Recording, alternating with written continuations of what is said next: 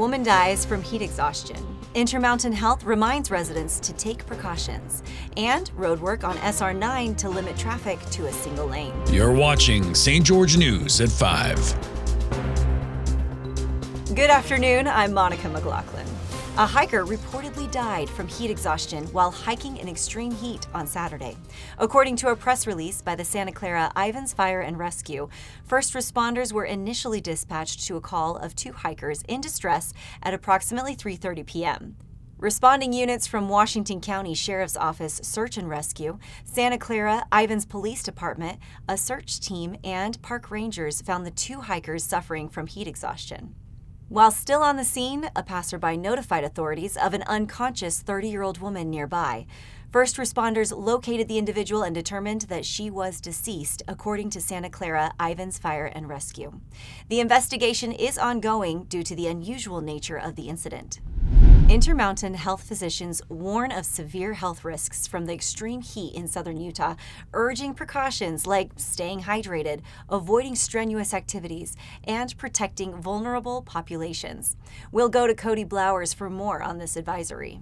As record-breaking temperatures continue across the state, particularly in southern Utah, Intermountain St. George Regional Hospital held a video conference on Friday in their efforts to keep people safe and out of the hospital. During the conference, Dr. Patrick Carroll, director for Intermountain, said the hospital is seeing an uptick in the number of heat-related illnesses, primarily with symptoms that range anywhere from heat exhaustion all the way to heat stroke and other significant heat-related issues. During hot weather, the body works to prevent overheating by sweating and redirecting blood flow, which means the heart must work harder than normal, and the increase in sweating can also lead to dehydration if fluid loss is not replaced by drinking plenty of water. Here is Dr. Carroll with more. With the temperatures that we're seeing over the last week, this week, particularly in southern Utah, but really across the state, we are seeing an uptick in volumes in the emergency department.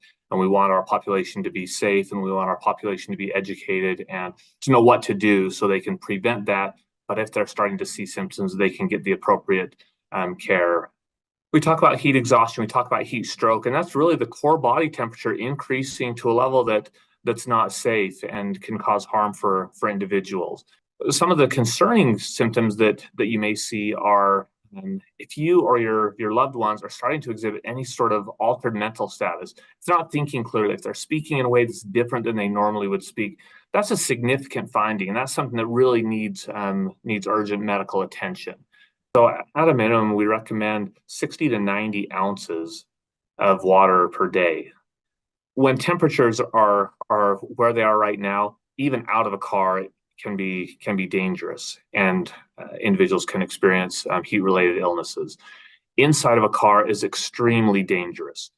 Never leave a child or a pet or yourself, frankly, in a car without the air conditioner running. We should be the experts in this, of knowing when it's safer to be out in the sun, when it's safer to be indoors, staying hydrated, using sunscreen, and avoiding or preventing heat-related illnesses. And looking out for one another becomes really, really important at times like this. Thanks, Cody. State Route 9 between Virgin and Rockville is undergoing mid-July repaving and safety upgrades to extend the road's life and improve safety amid growing traffic. We'll go to Maury Kessler for the details. Starting Monday, July 15th and running through early August, part of SR 9 between Virgin and Rockville will be subject to road work that involves the repaving of the roadway, with additional work and safety improvements set to run through the fall. The Utah Department of Transportation recently announced that SR 9 from miles 19 to 21 and 22 to 25 will be limited to a single lane as the road work commences.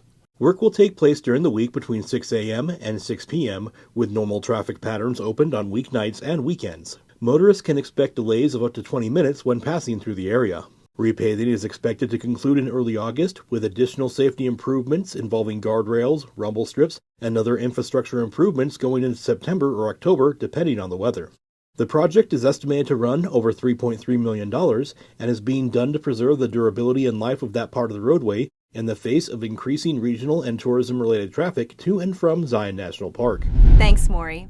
After a prolonged dry spell in southern Utah, the refreshing smell of rain, known as petrichor, returns as moisture interacts with soil and releases aromatic compounds, offering a sensory experience enhanced by the desert's unique flora and microbiome. Here's Alicia Lundgren for the full story. It's been a dry summer, southern Utah, but the rains have returned and it smells incredible. This scent, called petrichor, is created by plant oils, ozone, which is caused by lightning and then carried down to earth by raindrops, and geosmin. Geosmin is produced by bacteria that is present in most healthy soil, and the human nose can detect it at concentrations as low as 5 parts per trillion. That's a single teaspoon in 200 Olympic-sized pools. Scientists say it's unclear why humans are so sensitive to the smell, but it could be because ancient people were so reliant on rainfall and water for survival. Thanks, Alicia.